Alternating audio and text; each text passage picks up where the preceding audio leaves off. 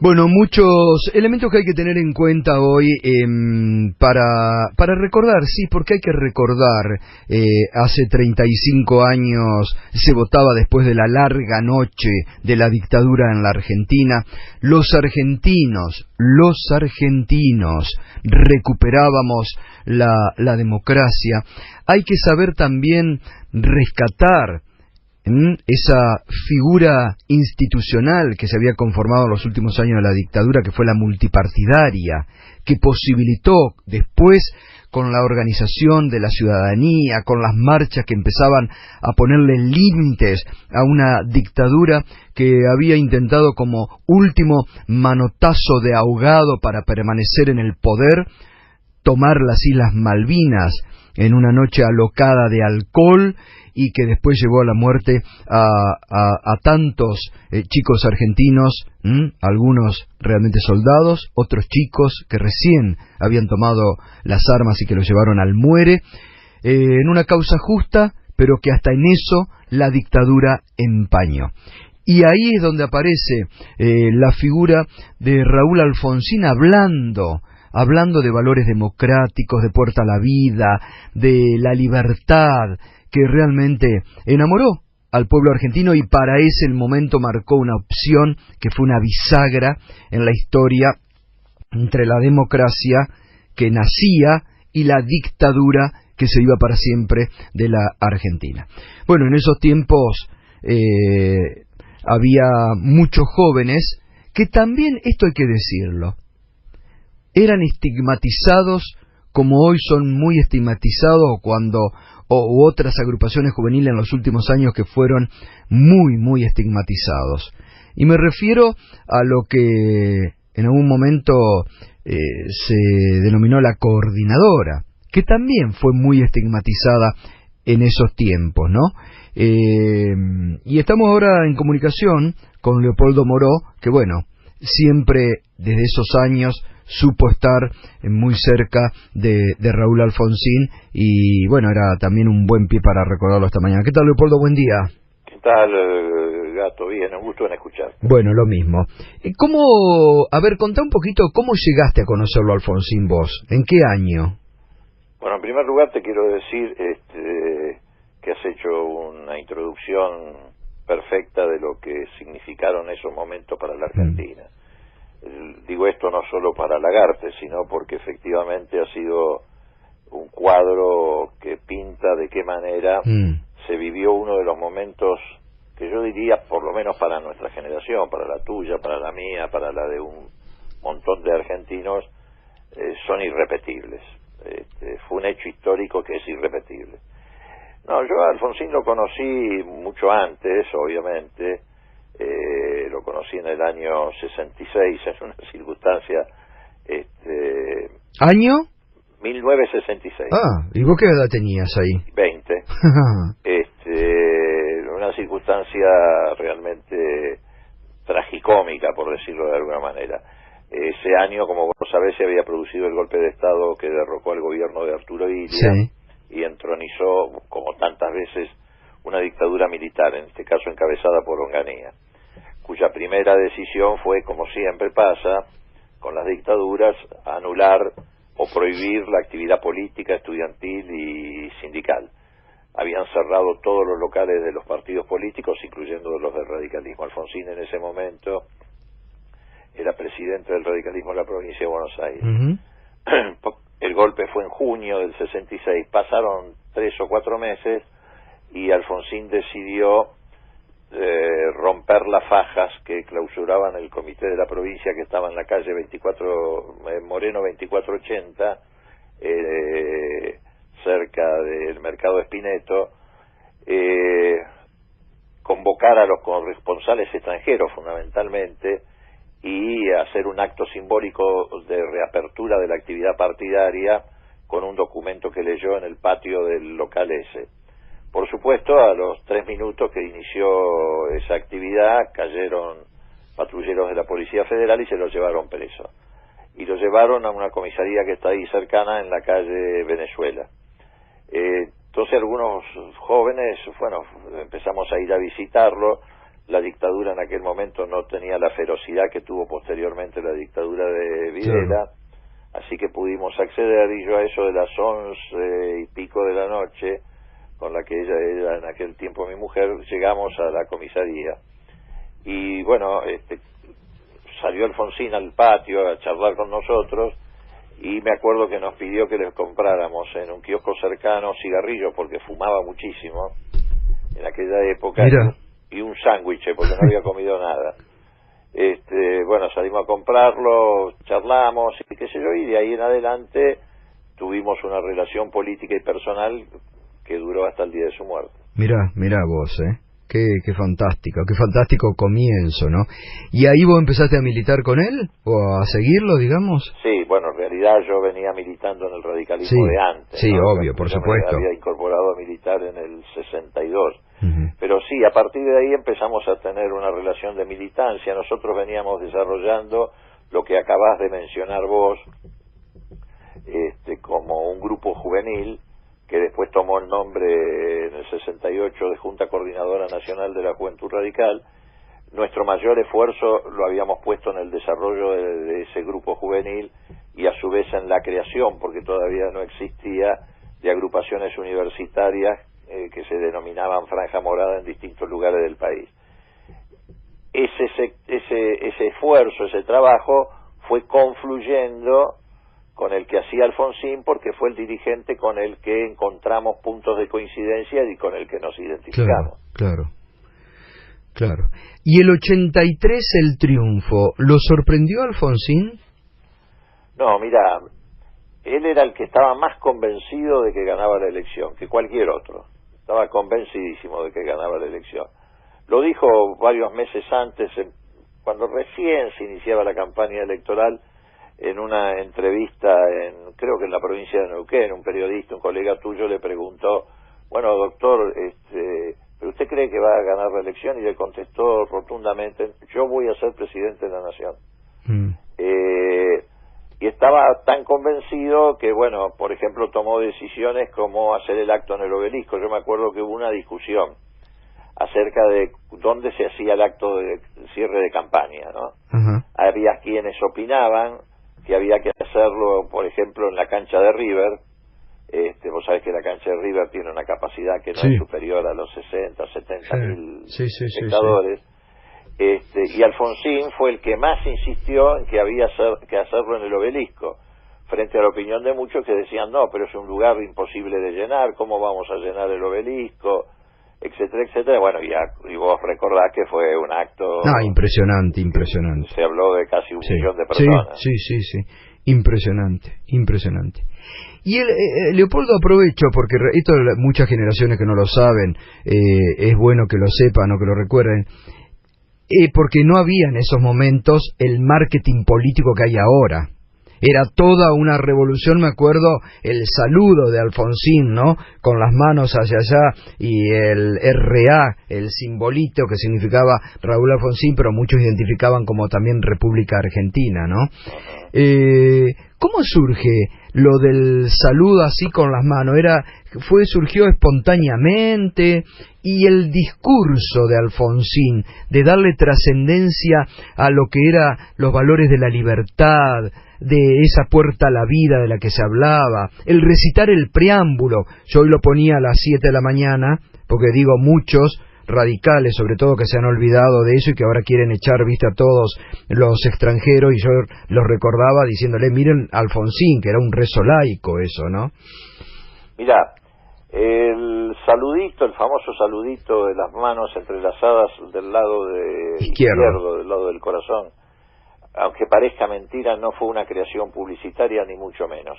Sí tuvo a alguien que captó el momento y le pareció que iba a ser de un gran impacto, y lo tradujo, que fue David Rato, que era el que hacía la campaña. Sí, me acuerdo. Publicitaria. Sí. Pero en realidad surgió de un momento de aburrimiento. ¿Ah, sí? Claro, porque Alfonsín estaba haciendo spot publicitarios, filmando spot publicitarios, ¿no? Claro. Y estaba, bueno, hacía uno, otro, viste como... Que mucho no le gustaban esas cosas, que le hincharan. Claro, sí, póngase acá, póngase allá. Sí, se ponía muy molesto y fastidioso.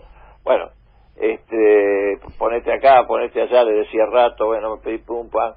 Y en un momento dado, en uno de los tantos spots fallados, que no habían terminado de gustar, en un momento dado, Rato le dice, no, pero bueno, vos tenés que saludar, saludar así, y Alfonsín, te digo con toda franqueza, dijo, bueno, agarró las manos así y saludó así, pero como dijo, ¿te gusta esto, hincha pelota? y Rato en ese momento no terminó de captarlo. Claro.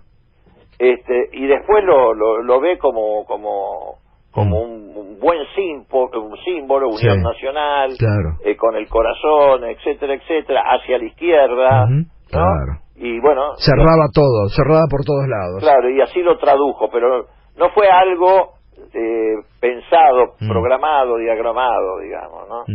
¿Y lo del preámbulo, de cerrar su discurso con el preámbulo? Eso no lo recuerdo bien. Yo estoy seguro que eso sí fue una creación de él.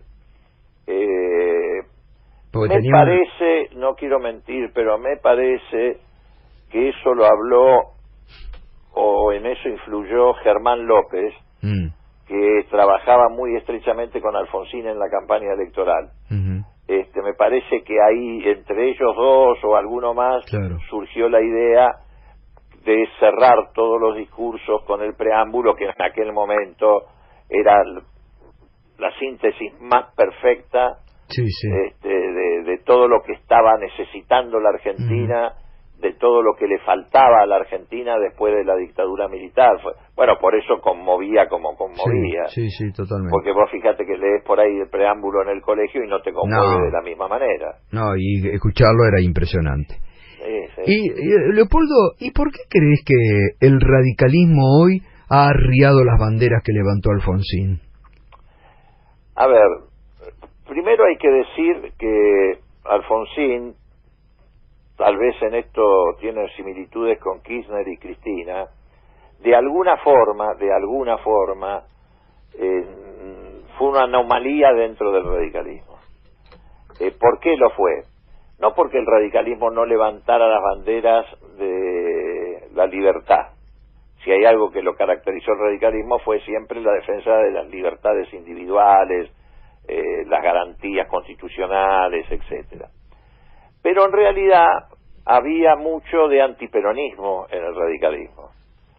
Y eso me parece que Alfonsín le pasó por encima. Yo creo que Alfonsín hizo un mensaje que iba más allá de la defensa de las banderas de la libertad. Además de defender las banderas de la libertad, él tenía un mensaje social muy profundo. Él hablaba mucho de la justicia social, que era un lenguaje no tan incorporado al radicalismo. Sí, claro. Y además vos recordarás, Gustavo, aunque eras bastante más chico, pero recordarás que Alfonsín en realidad fue un fenómeno que excedió largamente al radicalismo. Sí, total. Salió de la baldosa del radicalismo. Sí. Convocó gente de izquierda, bueno, infinidad de peronistas votaron por Alfonsín. Totalmente. Infinidad de peronistas. Bueno, después fue a la convergencia, era en el 87. Claro, pero en el 83, sí. Bueno, ni hablar, todos los que después, o la gran mayoría de los que después, dos o tres años después, formaron lo que se llamó la renovación peronista, en el 83 votaron por Alfonsín. Totalmente. Y de izquierda ni te cuento. Sí, obviamente.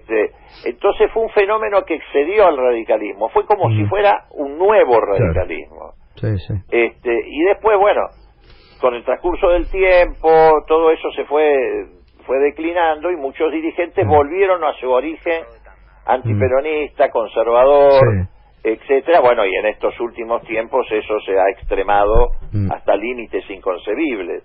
Por eso está bien que vos rememores todo esto, porque bueno, tiene un valor histórico estas anécdotas, pero también hay que pensar un poco en el presente, en estos 35 años. Vos fíjate qué trajo la democracia, porque para la gente la democracia en algunos casos puede ser algo genérico, decir que la democracia, bueno, que votamos cada 2 años, que nadie te mete preso por la calle porque, qué sé yo, por lo que pensás.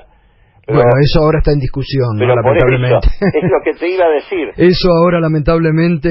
Por eso, Alfonsín trajo la democracia y resulta que hoy tenemos que cuidarla porque la podemos perder. Parece mentira después de 35 años. Sí, porque la democracia implica Estado de Derecho. Sí, El Estado de Derecho sí. está siendo pisoteado, Total. y nada más y nada menos que por los jueces. Porque antes lo pisoteaban las dictaduras militares, lo pisoteaban los gobiernos que no tenían origen legítimo. Implica la democracia pluralidad de voces. Vos sabés como yo que cada día se restringen más. Totalmente. Entre otras cosas, bueno, hay propietarios de medios como los tuyos que están presos. Sí. Por el solo hecho de ser propietario de medios, Exacto. porque hay muchos que están en la misma situación económica o financiera respecto a la FIP que andan caminando vivitos y coleando por la calle sin ningún problema. Totalmente. La democracia implica respeto por el debido proceso y el derecho a la defensa en juicio. Hoy eso en la Argentina no existe, se inventan causas, persiguen, alteran el debido proceso, etcétera. Sí. Bueno, ahora lo último, estoy viendo hoy que los han denunciado a ustedes, a un grupo de diputados por lo de la semana pasada. Esto también es una persecución notable, ¿no? Pero nunca, a ver, solamente una vez en la historia, de la que siempre se arrepintió Perón, una vez en la historia se persiguió por una sesión, por opiniones a un diputado que le sacaron los fueros, que fue Ricardo Balbín, y que estuvo detenido. Nunca del 83 hasta acá ocurrió que alguien denuncie a los diputados por lo que ocurre en una sesión. En una sesión hay debates, hasta si querés gritos, pero eso no es un delito. No.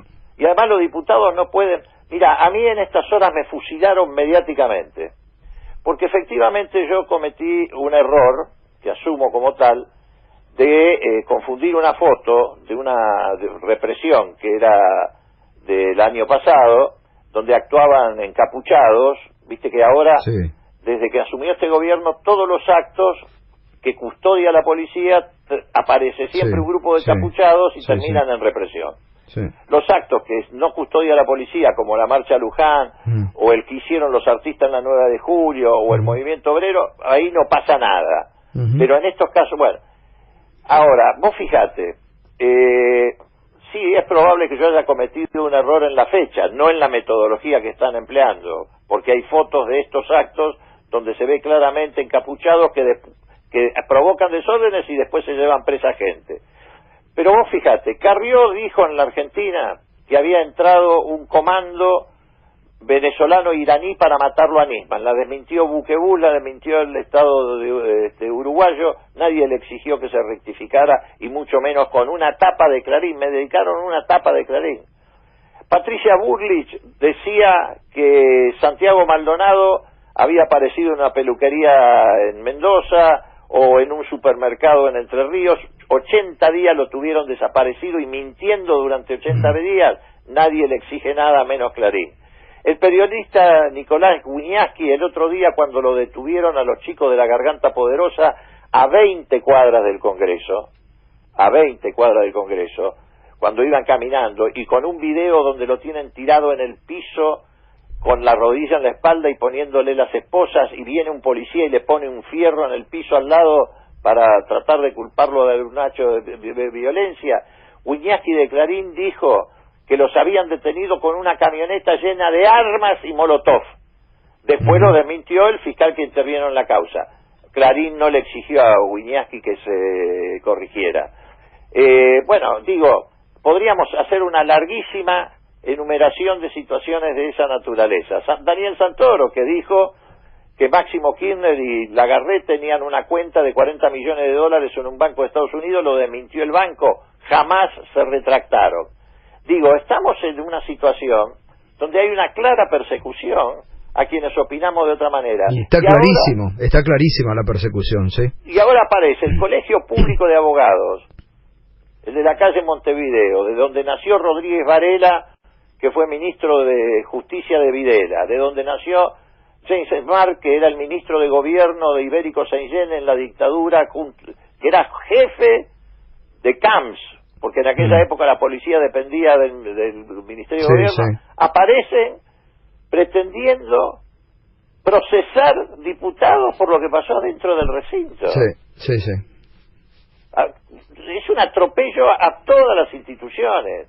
Pero bueno, te imaginás que Alfonsín estaría horrorizado con todo esto, porque vería cómo su obra está siendo demolida sistemáticamente. Totalmente. ¿Vos te lo imaginás, Alfonsín, avalando, como hace la cúpula del radicalismo, las expresiones contra los inmigrantes que ha habido en esta zona? Por eso digo, sí, totalmente.